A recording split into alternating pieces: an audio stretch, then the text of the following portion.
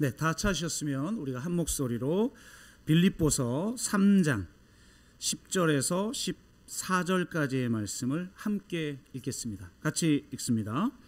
내가 그리스도와 그 부활의 권능과 그 고난의 참여함을 알고자 하여 그의 죽으심을 본받아 어떻게 해서든지 죽은 자 가운데서 부활에 이르려 하노니 내가 이미 얻었다 함도 아니요 온전히 이루었다 함도 아니라 오직 내가 그리스도 예수께 잡힌 바 된 그것을 잡으려고 달려가노라. 형제들아, 나는 아직 내가 잡은 줄로 여기지 아니하고 오직 한 일, 즉 뒤에 있는 것은 잊어버리고 앞에 있는 것을 잡으려고 표대를 향하여 그리스도 예수 안에서 하나님이 위에서 부르신 부름의 상을 위하여 달려가노라. 아멘.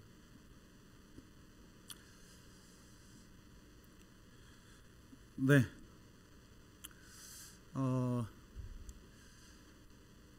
라이너 마리아 릴케에게 한 시 쓰는 친구가 찾아와서 이렇게 물음을 건넸다고 합니다. 내가 시인인지 아닌지를 좀 판별해 주게. 릴케가 이렇게 말했어요. 자네가 그렇게 궁금하거든 깊은 밤에 일어나 자문해 보게. 내가 쓰지 않으면 죽을 수밖에 없는가? 이 질문에 그렇다라고 대답할 수 있을 때 글쓰기를 자네 삶의 중심에 두고 다른 것들을 비워내게. 이것이 자네의 생의 가장 절박한 근거와 증거가 되어야 하네. 그 후에 모든 순간은 그 자각에 근거한 일상으로 변해가네. 왜냐하면 쓰지 않고는 살 수 없기 때문이지. 릴케가 말한 그것을 하지 않으면 죽을 수밖에 없는 삶이란 사도 바울이 오늘 본문 14절에서 말하듯 표대를 향하여 부름의 상을 위하여 달려가는 삶입니다. 여기서 달려간다는 말은 영어로 press on 이라고 하는데요. 이 말은 재촉하다, 밀고 나아가다, 전력을 다하다 라는 뜻들을 가지고 있습니다. 그러니까 정말 내 삶의 이유인 이 표대를 발견한 자는 그 표대를 향하여 부름의 상을 위하여 전력을 다하고 스스로를 그 표대를 향한 삶으로 몰아가게 되어 있다라는 거예요. 누가 뭐 잘하라고 말하지 않아도, 누가 강제하지 않아도 스스로 자신을 몰아붙이게 되어 있다라는 겁니다. 이런 사람의 특징은 인생이 그 목적에 의해 한 방향 정렬이 된다는 점이죠. 오직 그 한 가지 목적, 그것이 내 삶의 릴케의 표현에 의하면 근거와 증거가 되는 것이죠. 그 목적에 의해서 삶이 정렬이 되고 그 한 가지에 몰두하게 되는 거예요. 나머지 모든 삶도 바로 그 한 가지를 위한 삶이 되어지는 것이죠. 이를 사도 바울은 13절에서 오직 한 일이라고 표현합니다. 영어 표현에 의하면 one thing I do 라고 하는 표현이에요. 내가 하는 오직 한 가지, 그 일을 하면서 살아간다는 거예요. 여러분은 여러분의 인생의 의미를 밝혀주는 그 오직 한 일을 발견하셨습니까? 그리고 그 일을 하고 계십니까? 표대를 향해 나아가는 삶이 바로 오직 한 일이죠. 제가 이전에 이 본문으로 이 press on과 이 one thing I do라고 하는 두 가지 주제의 말씀을 드렸는데요. 오늘은 오직 한 일의 이 특징에 대해서 함께 나누도록 하겠습니다. 오직 한 일의 특징을 통해서 우리의 삶이 무한 게임이 되도록 하며 붙잡힌 바 된 그것을 잡으려고 쫓아가는 삶이 되기를 주의 이름으로 축복합니다. 무한게임이라는 단어를 사용했는데요. 왜 그런 단어를 사용했는지에 대한 말씀을 좀 드리도록 하겠습니다. 저는 이 사도 바울이 말한 오직 한 일, 이것은 유한게임이 아니라 무한게임이라고 말하고 싶습니다. 사도 바울은 오직 한 일을 12절에서 이렇게 표현해요. 오직 한 일, 즉, 그러니까 오직 한 일이 이거다라고 말을 하면서 뭐라고 말을 하냐면 뒤에 있는 것은 잊어버리고 앞에 있는 것을 잡으려고 쫓아가노라, 이렇게 말하고 있죠. 뒤에 있는 것과 앞에 있는 것은 시간적 순서를 말하는 게 아닙니다. 이건 전혀 다른 두 종류의 삶을 이야기하고 있는 거예요.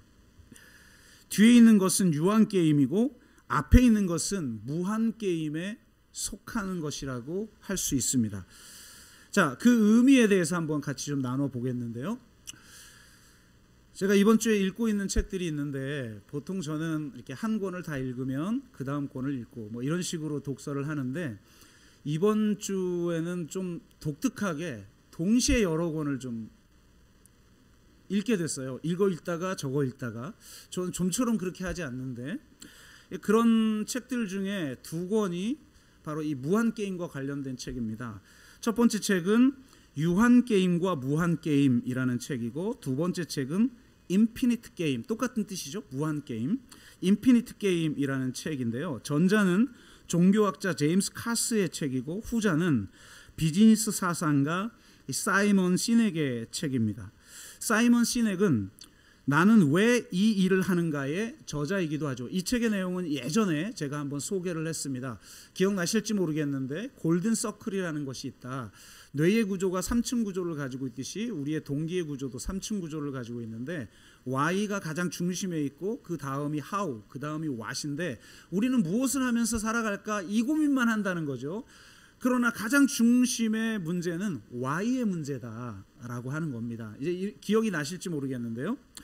그러니까 이런 내용으로 그가 테드 강연을 했는데 5,800만 회 이상이 시청되어 역대 테드 강연 중 세 번째로 많이 시청한 동영상에 올랐습니다.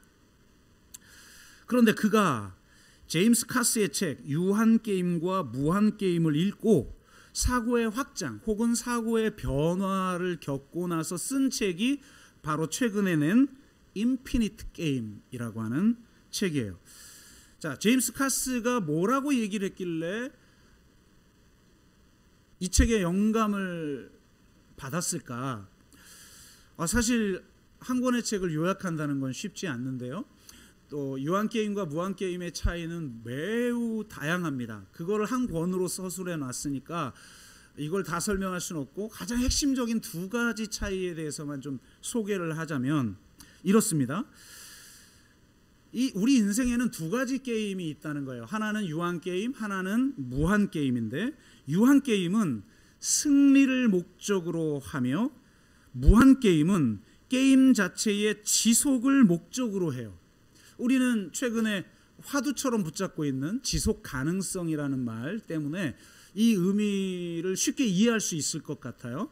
아무리 내가 단기적으로 성공했어도 우리의 성공이 지금 이 기후 위기를 만들어서 지금 어마어마한 변화를 만들어내고 있는데 그게 과연 승리이고 성공이겠어요? 지속 가능성이 존재해야 되는 거죠. 그러니까 무한 게임을 하는 게 아니라 지금 전 세계는 유한 게임에 사로잡혀 있는 거죠. 유한 게임이 누군가 이기는 게임이라면 그 게임에는 확실한 시작과 끝이 있어야 합니다. 시작과 끝이 있어야 명백한 결과가 있는 거죠. 끝이 없으면 결과라는 게 존재하지 않죠. 대부분의 우리가 보통 게임, 축구 경기, 농구 경기 이런 것들이 다 유한 게임이죠. 시작하면 끝나는 시간이 있고 명확한 결과가 있어요. 승자와 패자로 나눠지죠. 세상의 원리가 이런 식으로 작동하고 있지 않습니까? 그런데 무한 게임의 유일한 목적은 게임이 끝나지 않도록 하는 것, 그리고 모든 사람이 플레이를 계속하는 것이라는 거예요. 사실 우리가 일상적으로 하는 삶이 대부분 무한게임에 속하죠. 가정, 어떤 결과를 만들어내려고 가정을 이루는 게 아니잖아요. 계속해서 그 게임이 이어지도록 하는 어떤 가치를 추구하는 거 아닙니까? 어느 유한 게임의 규칙이 그 게임 특유의 것이라면 그 규칙은 플레이 과정에서 바꾸지 않을 거죠. 예를 들어 농구 경기와 축구 경기는 규칙이 완전히 달라요. 농구 경기를 하는데 축구하듯이 축구를 하는데 농구 규칙을 적용한다. 있을 수 없죠. 갑자기 축구하는데 공을 들고 드리블을 막 하면 답이 없잖아요. 그러니까 유한 게임은 반드시 그 유한 게임의 규칙을 지켜야만 되는 겁니다. 이 점이 유한 게임과 무한 게임의 가장 결정적인 차이입니다. 무한 게임의 규칙은 플레이 과정에서 바꾸어야만 하기 때문이에요. 무한 게임의 규칙은 플레이어들이 어느 유한한 결과, 즉 몇몇 플레이어들이 승리하고 나머지 플레이어들이 패배함으로써 그 게임이 위태로워질 때, 그러니까 무한 게임이 유한 게임처럼 될 때, 그럴 때 아예 규칙을 바꿔버린다는 거예요. 무한 게임은. 왜? 그래야만 게임이 지속 가능하기 때문에 라는 겁니다. 무한 게임의 규칙은 누군가 게임에서 승리하는 것을 방지하고 가능한 한 많은 사람이 플레이에 참여할 수 있도록 하기 위해 바뀌는 것이죠. 그 외에 뭐 많은 차이가 있어요. 한 권의 책으로 썼으니까 얼마나 많겠어요. 근데 핵심은 저는 이거라고 생각해요. 그러니까 사이먼 스넥은 바로 이것을 비즈니스 영역에 적용을 한 거예요. 유한 게임을 하는 기업이 있고 무한 게임을 하는 기업이 있다. 좀 억울할지 모르겠는데 이 책에서는 애플과 이 마이크로소프트사를 계속 비교를 해요. 애플은 무한 게임을 하고 이 마이크로소프트는 유한 게임을 하고 있다. 그래서 계속 지고 있다 애플한테. 뭐 이런 얘기입니다. 요약적으로 제가 설명을 하면 이런 거예요. 유한 게임은 승리를 추구해요. 목표는 이기는 거예요. 그러니까 상대가 중요한 거죠. 저 상대를 내가 이겨야 되는 거예요. 그래서 마이크로소프트사에 가면 항상 애플을 대상으로 저 애플을 이겨야 된다 이러고 있다는 거죠. 근데 목표가 이루어지면 게임은 끝나는 거예요. 근데 반면 무한 게임은 성취를 추구한다는 거예요. 성취의 길을 택한다면 여정은 길어지는 것이죠. 평생 달성할 수도 없는 여행을 우리는 떠나게 돼 있는 거예요. 예를 들어서 이렇게 좀 우리가 생각해 보면, 예를 들어 그리스도를 닮는 것이다. 이건 성공이 아니라 성취를 추구하는 거잖아요. 근데 이게 시기가 어느 시기에 딱 끝날 수 있는 과제인가요? 그렇지 않잖아요. 마치 그런 거라는 겁니다. 성취의 길을 택한다면 여정은 길어진다. 어떤 여건에서도 계속 나아간다. 대중은 모여 우리 여정에 동참한다. 유한 게임의 참여자들은 나에게 좋은 게 뭔가, 그러니까 자기의 이익이 중요한 거니까요. 왜 승리합니까? 내 몸값 높이려고, 내 가치를 증명하려고 그러는 거잖아요. 그러니까 나에게 좋은 게 무엇인가라고 질문하지만 무한 게임 참여자들은 더 많은 사람들이 끊임없이 이 게임에 참여하는 게 목적이니까 우리에게 좋은 게 무엇인가를 질문한다는 거예요.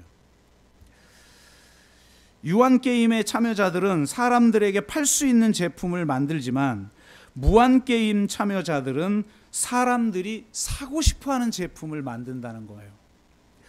유한 게임 참여자들은 기존 시장에서 최고가 되려 하지만 무한 게임 참여자들은 시장의 판 자체를 바꿔버린다는 겁니다. 그래야 게임이 지속되니까요. 유한 게임 참여자들은 다음 분기를 바라보지만, 이게 왜 그렇겠어요? 분기마다 우리가 수익 계산하잖아요. 이번 분기는 이만큼의 실적이 있네. 다음 분기는 이만큼 실적 내야지. 단기 성과, 단기 이익을 추구하죠. 지금 뭐 소위 말해서 주주 자본주의가 단기 이익을 추구하는 자본주의 아니에요. 근데 무한 게임 참여자들은 다음 세대를 본다는 거예요. 이건 정말 중요한 지적인 것 같아요. 저희가 더수 3.0을 이야기하면서 우리 산상수훈에 대한 이야기도 하고 황금률 2.0 이야기를 하는데, 황금률 2.0은 우리의 이웃의 범위가 넓어지는 거죠. 첫째는 인간만이 아니라 비인간까지, 둘째는 우리 세대가 아니라 다음 세대까지 우리의 이웃에 포함시키지 않는 한 우리는 지금 새로운 시대에 윤리적 반응을 할 수 없다. 그러니까 무한 게임의 참여자들은 지금 당장 내가 어떤 성과를 내고 지금 당장 내가 승리자가 되고 이게 관심 있는 게 아니에요. 심지어 다음 세대도 이 게임에 참여할 수 있는가를 고민한다는 거죠. 이거 멋지죠? 제가 봐도 교회도 그런 것 같아요. 유한게임 참여하는 교회들이 있고 올해 몇 명 출석했지? 몇 명 더 숫자가 늘었지? 이거와 유한게임에 참여하는 교회들이 있죠. 갑자기 우리 교회라고 말하려니까 되게 쑥스러워서 넘어갑니다. 자, 무한게임 사고방식을 지니고 있는 리더라면 다음 원칙 5가지를 따른다고 해요. 첫째, 모두의 가슴을 뛰게 할 대의 명분을 추구한다. 둘째, 서로 믿고 의지할 수 있는 신뢰하는 팀을 만든다. 셋째, 나를 발전시킬 선의의 라이벌을 항상 곁에 둔다. 넷째, 본질 외엔, 정말 중요한 말이죠. 본질 외엔 모든 것을 바꿀 수 있는 근본적 유연성을 가져라. 근데 유한게임도 뭐 이런 말 비슷하게 하지만 문제는 자기가 중요하게 여기는 건 다 본질이라고 여기니까 안 바꿔요, 절대. 이게 문제죠, 이게. 근데 여하튼 5번째, 옳다고 생각하는 것을 밀고 나갈 선구자적 용기를 보여줘라. 그러니까 이 5가지를 가진 자들이 무한게임을 하고 있는데 그 중에서도 가장 중요한 것, 실제로 이 책에서도 가장 많은 퍼센테이지를 차지하는, 대부분 이 첫 번째 걸 다루다가 마지막은 한 챕터로 그냥 다 끝내버리는 것 같은데요. 이 대의 명분이 중요한 거죠. 그러니까 이 대의 명분을 가졌느냐, 저는 이게 사도 바울이 말한 표대를 가졌느냐라는 거예요. 대의 명분이야말로 그것을 하지 않으면 죽을 수밖에 없는 삶을 가능하게 만드는 것이죠. 그는 이 대의 명분에 대한 이야기를 시작하면서 니콜라이 바빌로프를 소개하는데요. 여러분이 잘 아시는 것처럼 2차 세계대전 당시에 나치가 전 유럽을 쑥대밭으로 만들었죠. 프랑스나 영국만 침공한 게 아니잖아요. 러시아를 침공을 했고, 실제로 세계사 전문가들은 노르망디 상륙 작전만이 아니라 러시아의 참전과 러시아의 승리를 통해 이 2차 대전이 거의 마무리될 수 있었다라고 평가할 정도로 이 러시아와의 싸움이 굉장히 중요한데, 1941년 9월부터 1944년 1월까지 약 900일 동안 나치가 이 레닌그라드라고 하는 도시를 포위해버립니다. 여러분, 900일간 차단된 도시에서 산다는 것, 이건 그냥 죽는 거죠. 우리 실제로 이곳에서 생존한 사람들의 이야기에 의하면 사람들이 굶주리기 시작하자 동물을, 자기가 기르는 동물까지 잡아먹고 심지어는 인간도 잡아먹는 이런 일이 발생했다. 그러니까 굶주림은 그만큼 인간을 그냥 동물로 만드는 거죠. 그런 참혹한 일이 벌어지고 있는 그곳 한켠에는 또 다른 놀라운 일이 벌어지고 있었는데요.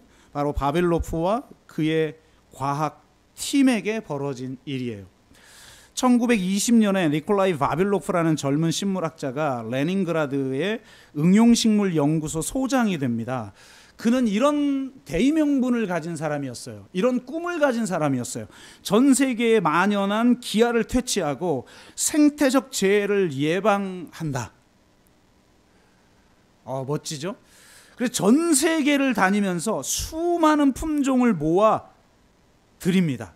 연구소를 작물과 식물을 총망라한 보물창고로 만들려 했어요. 그러니까 아마 세계 최초의 종장은행 같은 그런 개념이겠죠.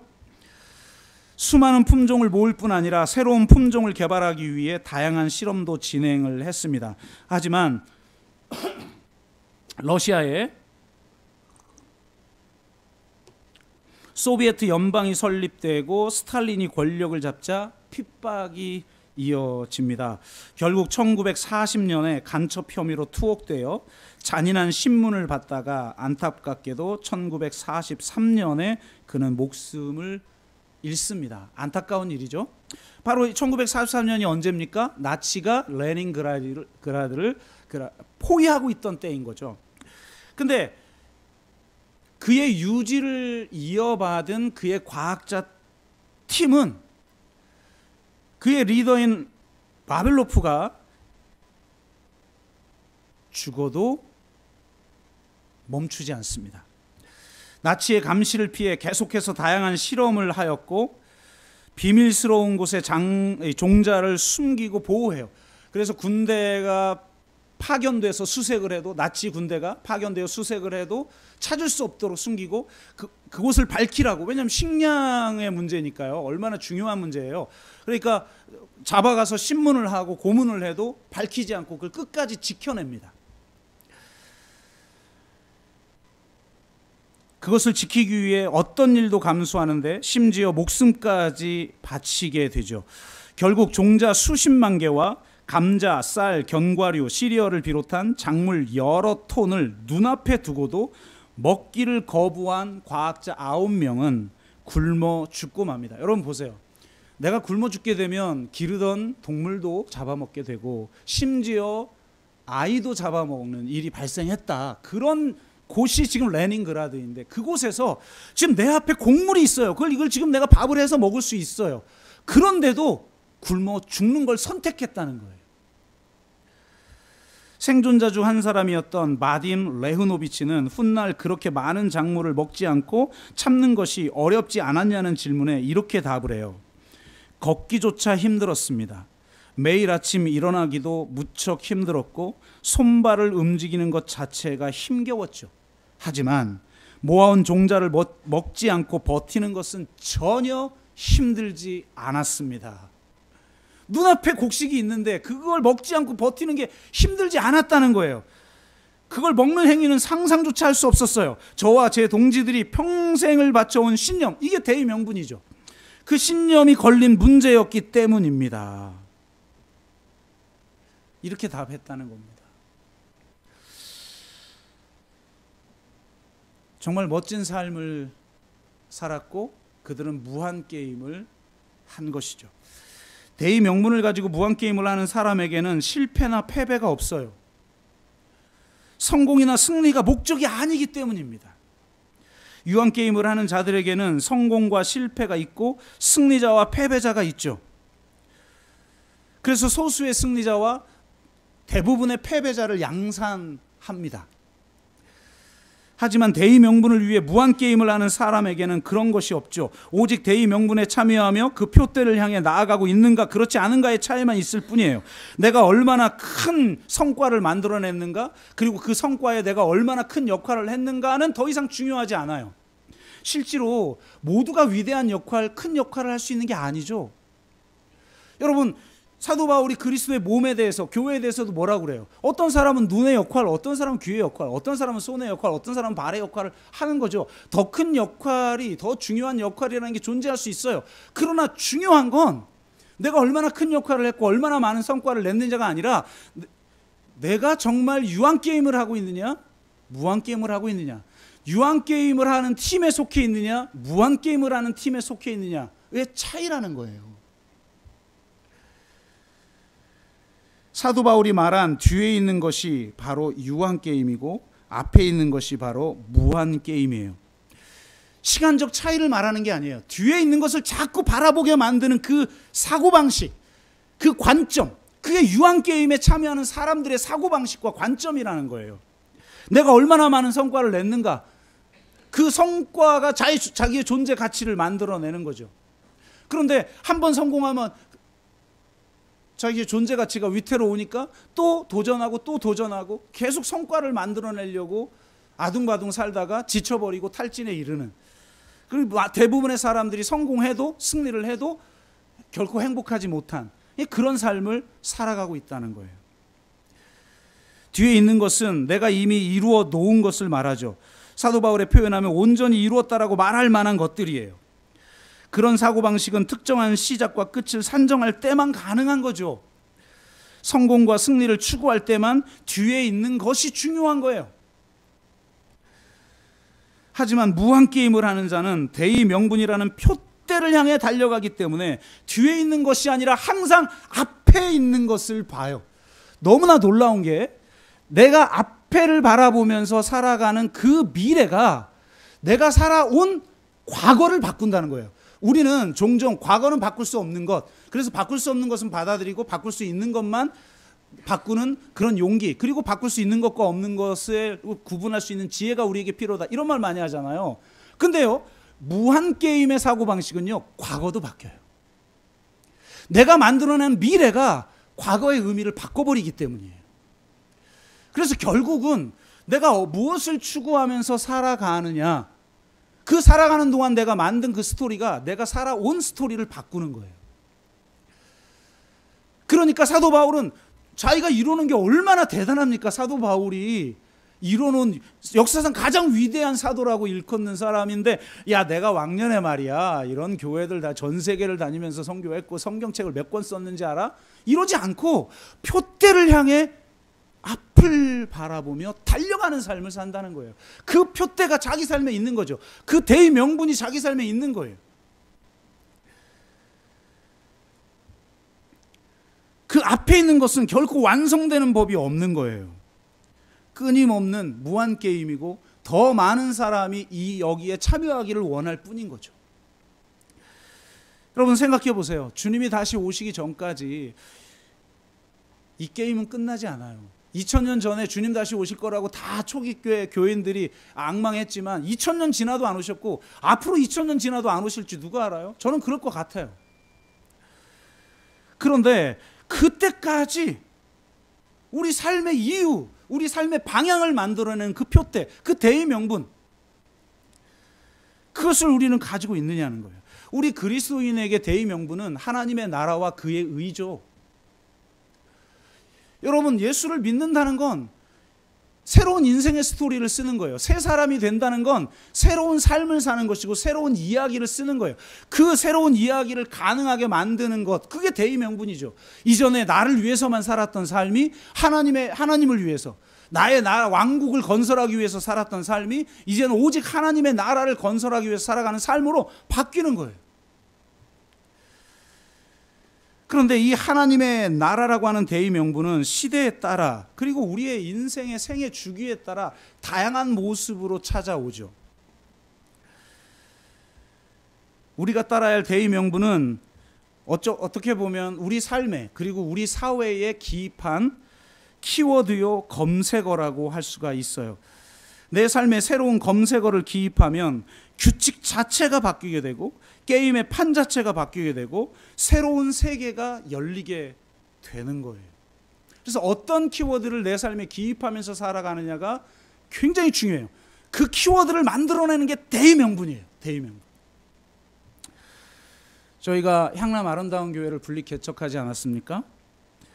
그 분립 개척 예배를 드릴 때 제가 여행의 의미, 길 떠나는 나의 형제를 향해서 여행의 의미에 대한 메시지를 던졌는데요. 어쩌면 더브로스 버전 3.0이라는 새로운 길을 가는 우리에게 이제 필요한 메시지가 아닐까 하는 생각을 해보면서 우리에게 질문을 던지는 거죠. 왜 우리는 새로운 여행이 필요한가? 이 질문에 대한 답을 위해서 아즈마 히로키가 쓴 약한 연결이라는 책의 관점이 필요할 것 같은데요. 우리가 생각할 때 보통은 나하고 친한 사람, 나를 절대적으로 신뢰하는 사람이 내 인생에 큰 어떤 도움을 주거나 어떤 큰 성과를 만들어 낸다고 생각을 하지만 학자들에 의하면 실제로는 그렇지 않다고 그러죠. 대부분 강한 유대 관계가 아니라 약한 유대 관계가 더 큰 성공의 기회를 가져온다고 해요. 왜냐하면 깊이 아는 사이는 예측 가능한 대안을 제시하죠. 여러분, 부부가 대화해봐요. 뭐 결론 납니까? 뻔해요. 뭐 한 20년 30년을 살아온 부부끼리 대화해봤자 결론이 똑같아요. 그러니까 중요한 일은 부부하고 대화하지 마세요. 결론이 뻔해. 저한테 와서 상담을 하세요. 근데 어쨌든 예측 가능한 대안만을 제시하고 이미 충분히 서로 자원을 공유하고 있어요.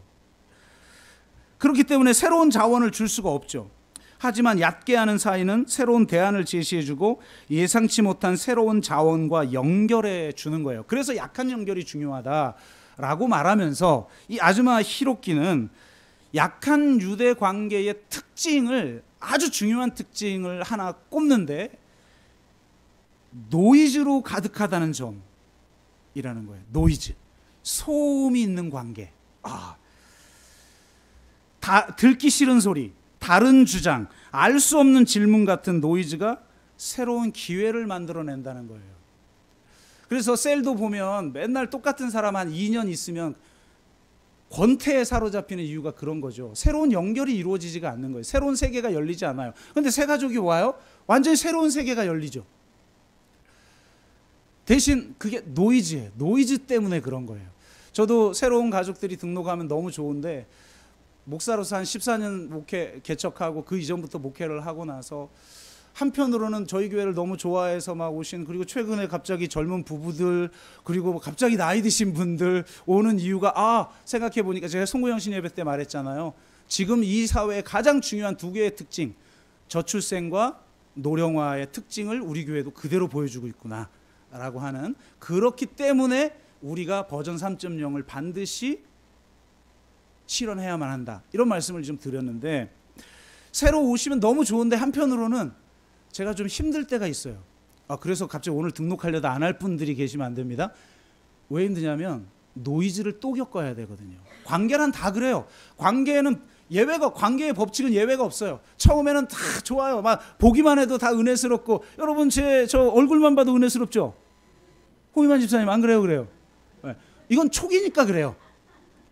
조금 있으면 좀 더 깊어지고 좀 알고 사귀고 가면 서로의 약점도 보이고, 내 뜻과 다른데 이거 내가 잘못 알았나? 그러면서 서서히 의심도 되고 막 혼란이 오고 이러면서 환멸기를 겪어요. 그럼 거기서 많은 사람들은 떠나게 되는 것이고, 그걸 넘어선 사람은 친밀의 단계로 나아가는 거죠. 진짜 관계. 환멸도 이미 넘어선 진짜 관계로 나아가는데, 그 과정이 여러분들은 한 번 겪지만 저는 교인 수대로 겪잖아요. 그러니까 이게 참 힘든 일이란 말이에요. 그런데 놀라운 건 그 노이즈가 새로운 길을 연다. 아멘? 이렇게 되는 거예요. 이 노이즈를 통해서 새로운 세계로 연결된다. 그럼 새로운 세계를 여는 노이즈를 어떻게 만들어낼 수가 있는가? 인간은 환경적 산물이기 때문에 스스로는 노이즈를 만들어낼 수 없다는 거예요. 진짜 그래요. 뻔한 사람들끼리 계속 있으면 그냥 그렇게 살다 가는 거죠. 그러니까 노이즈를 만들려면 환경을 바꾸는 수밖에 없다는 거예요. 여러분 지금 이건 은유예요. 내 삶의 은유라는 걸 기억하면서 들으세요. 갑자기 다 여행 떠나서 다음 주에 아무도 안 오면 안 돼요. 그 환경을 바꾸는 게 여행이에요.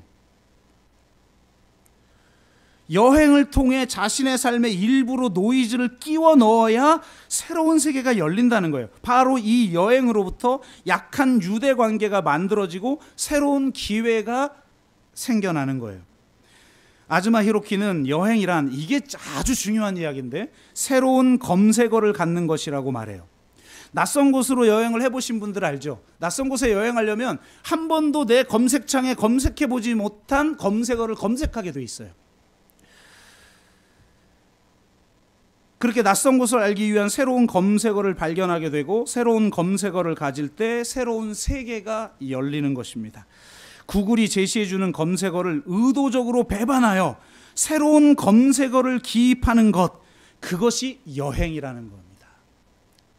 검색순위 1위, 10위 그거 검색하는 사람은 유한게임하는 거고, 한 번도 기입해보지 못한 새로운 검색어를 내 삶에 기입하는 거예요. 그게 여행의 정체라는 겁니다. 그러니까 이 세상에 순례자로 온 우리 그리스도인이야말로 여행자 아닙니까? 그럼 우리들이야말로 새로운 여행을 늘 떠나는 사람들이고, 내 인생에 새로운 검색어를 기입하는 사람들인 거죠. 어떤 검색어를 넣느냐에 따라 완전히 다른 결과가 나오는 것처럼 새로운 검색어를 넣어야 새로운 세계가 열리는 겁니다. 우리의 인생도 마찬가지죠. 새로운 검색어를 넣어야 새로운 삶을 살 수가 있는 거예요. 그러니까 질문이 있는 사람만이 새로운 삶을 살아요. 그 질문이 검색어가 되는 거거든요. 그런 사람만이 새로운 열매를 맺게 되는 것이죠. 혹은 그런 사람과 그 비전에 동참할 때 새로운 세계가 열리는 거예요. 코로나19 팬데믹 이후에 우리는 우리 공동체에 새로운 검색어를 기입하고 있습니다. 제가 코로나19 이후 시대와 한국교회 과제라는 책을 쓰면서 8개의 키워드를 3개의 키워드로 압축시켰죠. 정의, 생태, 평화. 그만큼 이 생태의 문제와 평화의 문제가 너무 중요해졌다. 지금 이 코로나19 팬데믹은 우리에게 문명사적 전환이라는 시대적 도전을 하고 있다.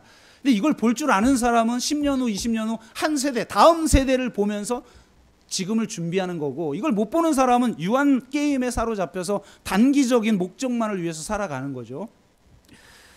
탈성장 교회라는 최근에 쓴 책에서는 윤리, 생태, 미학, 여러분 미학이라는 키워드가 저에게 기입이 되니까요 인생이 바뀌었어요. 잘 모르겠지, 여러분 아직 뭐 실감 못하겠지만 제가 여행지에 가서 다른 것도 아닌 미술관을 제일 먼저 가고, 미술관에서 엄청난 감동을, 옛날에도 더 큰 미술관도 가보고 뭐 바티칸도 가보니까 막 천지창조 그려져 있고 그러는데 사진 찍을 생각만 했지 감동이 저에게 없는데, 미학이라는 키워드가 제 삶에 들어오고 나서 이 아름다움, 여러분 아름다움은 그냥 아름다움을 외적인 아름다움을 말하는 게 아니에요. 그건 미학이 아니죠. 미학에는 아름다움과 추함이 다 융합되어 있는 거예요. 추도 미죠. 예를 들어 숭고미, 십자가에서 달려 죽으신 예수는 추해요. 그러나 숭고하죠. 그 숭고의 미가 새로운 아름다움으로 우리에게 다가오는 거잖아요. 그 아름다움을 어떻게 만들어낼 것인가? 수많은 대립 속에 뻔한 답을 가지고 서로 대립하는, 오늘 대표기도 해주신 분들처럼 서로 진영 논리에 빠져가 서로 그냥 적이 돼서 싸우는 이 천박한 정치 문화 속에서 그 두 가지를 넘어서는 것, 그게 미학이란 말이에요. 경계선을 넘어 새로운 경계선을 만들어내는 힘, 이게 미학적 힘이란 말이죠. 그 미학, 그 아름다움이 사실 기독교의 가장 중요한 가치였는데 하나님이 보시기에 심히 좋았더라. 아름다움이 최고의 가치인데 진리가, 선이 더 앞서다 보니까 이게 기독교도 아주 혐오스러운, 세상을 혐오하는 혐오스러운 집단이 돼버리고 말았잖아요. 이거 참 안타까워요. 세상이 기독교인을 바라볼 때 아름답게 볼 수 있어야 되는데 못 보잖아요. 이 자꾸 엇나가고 있어요. 어쨌든 키워드가 들어오면 인생이 다른 세계가 열린다. 다른 세계가 열린다. 그런 미학, 그 다음에 탈성장, 소국, 과민, 그리고 로컬이라는 키워드가 우리에 들어오니까 버전 3.0이라는 그림이, 비전이 만들어지게 되는 거죠. 새로운 검색어를 넣을 때 새로운 세계가 열리는 겁니다. 그렇게 늘 새로운 세계를 여는 것이 무한 게임이에요. 그 대의 명분을 위해서. 규칙 안에서 변화를 만들어내는 것이 아니라 규칙 자체를 변화시키는 게임인 거죠. 이기기 위한 게임이 아니라 지속하기 위한 게임이고, 목표는 누구는 승리자가 되고 누구는 패배자가 되는 게 아니라 모두가 참여자가 되어 함께 대의 명분을 성취해 가도록 하는 꿈, 그 꿈을 꾸며 살아가는 것을 무한 게임에 참여하는 것이다 라고 말할 수 있는 것입니다. 그런데 이렇게 말을 하면 인간의 힘으로 인위적으로 만들어가는 어떤 것을 의미한다고 생각해요. 그래, 내가 이런 키워드를 넣어서 이런 프로젝트를 짜고 이런 아젠다를 만들어서 이런 일을 해내야지 라고 생각하기 쉬워요. 그런데 표대를 향하여 부르심의 상을 얻기 위하여 달려가는 삶은 내가 임의로 세운 목표와 목적을 위해 스스로 노력하는 삶을 의미하지 않아요.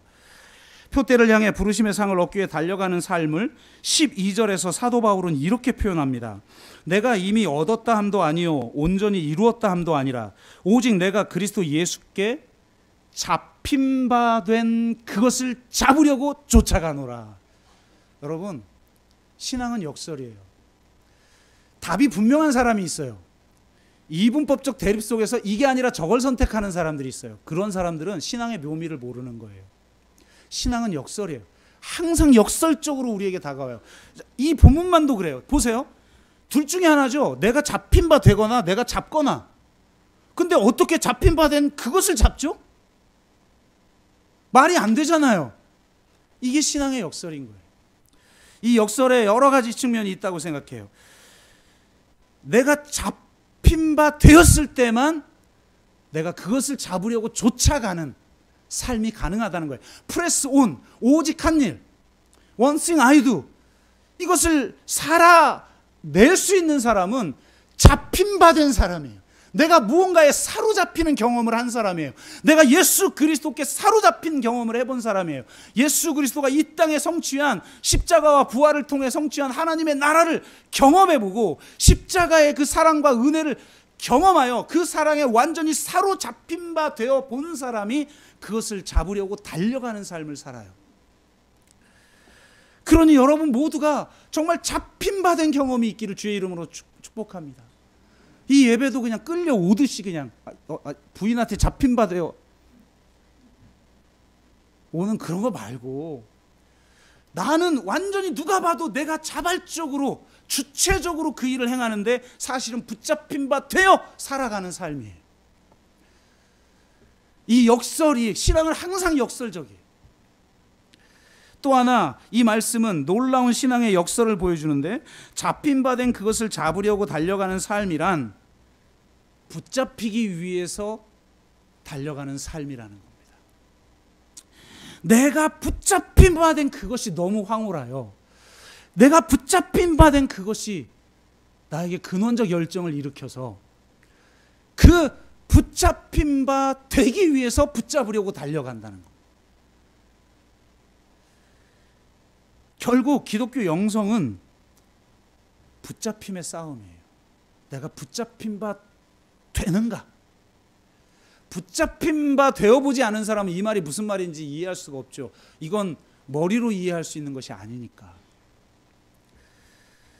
그래서 내가 정말 이 표대를 향해, 이 대명분을 향해서 새로운 키워드를 기입하며 내 인생의 새로운 세계를 계속 열어가는 그런 삶을 살아가더라도 그게 내 의지나 내 노력이나 내 힘이나 내 능력으로 살아가는 게 아니라 내가 그분에게 붙잡힌 바 되어 이끌리는 삶이에요. 남들이 볼 땐 내가 주체적이고 매우 주도적이고 그런 삶을 살아가는데, 실제 그 삶을 가능하게 하는 건 나는 완전히 수동적이고 나는 완전히 붙잡힌 바 되어지고 내가 이끌린 바 되어지는 그런 삶을 살아가는 거죠. 그게 너무 좋아. 항상 붙잡힌 바 되기 위해 살아가는 삶. 이것이 기독교 영성인 줄로 믿습니다. 제가 안식월을 지난번에 시작하면서 첫 번째로 읽은 책이 헨리 나우엔의 유고집 날다 떨어지다 붙잡다라는 책이에요. 세계적인 영성가인 헨리 나우엔이 직접 쓴 것이 아니라 그가 죽고 난 다음 그가 남긴 원고를 가지고 캐럴린 휘트니 브라운이 완성한 작품인데요. 1996년 나우엔이 갑자기 세상을 떠나기 전에 남긴 미완성 원고가 있어요. 그 원고에는 그의 삶을 매료시킨 로드레이 공중근의 고괴단과의 만남과 우정의 이야기가 그려져 있어요. 그가 근의 고괴단을 만나 교제하고 자기도 그걸 배우고 실제로 공중근해를 자기가 합니다. 그런 과정에 대한 내용을 이전의 책하고는 좀 다른 성격의 책이죠.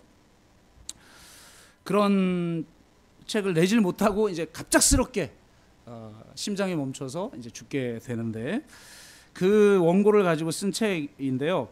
공중근의 고괴단이 우리에게 주는 많은 교훈들에 대한 이야기를 영적으로 풀어냅니다. 근데 그 중에 가장 중요한, 실제로 이 책의 제목을 가능하게 만든 가장 중요한 인사이트는 이 책의 223에서 224페이지에 걸쳐 소개하는 이야기예요. 제가 읽어드릴게요. 어느 날 단장인 로드레이와 함께 그의 트레일러에 앉아 공중을 나는 것에 대해 대화했다. 그가 말했다. 날아갈 때 나는 잡는 사람을 완전히 믿어야 해요. 대중은 나를 공중근해의 대스타로 생각할지 모르죠. 그러니까 쫙 날아가지고 막 빙글빙글 돌다가 쫙 날아가는 사람이 이 로드레이니까 대스타로 생각할지 모르지만 진짜 스타는 나를 잡아주는 조입니다. 잡아주는 사람 이름이 조예요. 조가 1초의 착오도 없이 제자리에 있다가 그쪽으로 멀리 날아오는 나를 공중에서 잡아야 하지요. 어떻게 잡습니까? 내 물음에 로드레이는 이렇게 답했다. 나는 사람,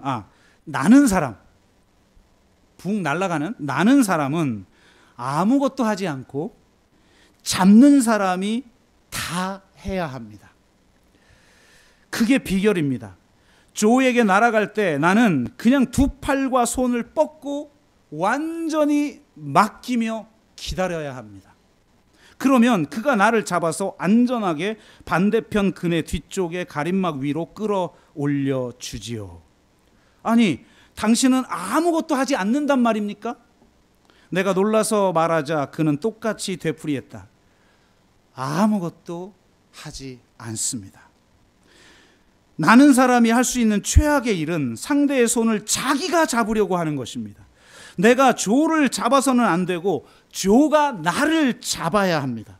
내가 조를 잡으면 조의 팔목이나 내 팔목이 부러질 수 있고 그러면 우리 둘 다 끝장입니다. 나는 사람은 날아야 하고 잡는 사람은 잡아야 합니다. 나는 사람은 잡는 사람이 알아서 해줄 걸 믿고 양팔을 그저 내밀어야 합니다. 저는 이 부분을 읽을 때 이게 바로 영성이다. 나를 잡아주시는 주님께 나를 완전히 맡기는 것. 새로운 모험, 공중근해라고 하는, 공중3회전이라고 하는 뭐 그런 새로운 모험을 내가 한다고 쳐봐요. 버전 3.0이라는 공중3회전이라는 새로운 모험을 감행하는데 나를 제대로 잡아줄까? 이러다 나 떨어지는 거 아니야? 나 죽는 거 아니야? 라고 두려워한다면 어떻게 모험을 감행할 수 있겠어요? 완전히 맡기고 신뢰할 때 이런 삶이 가능한 거죠.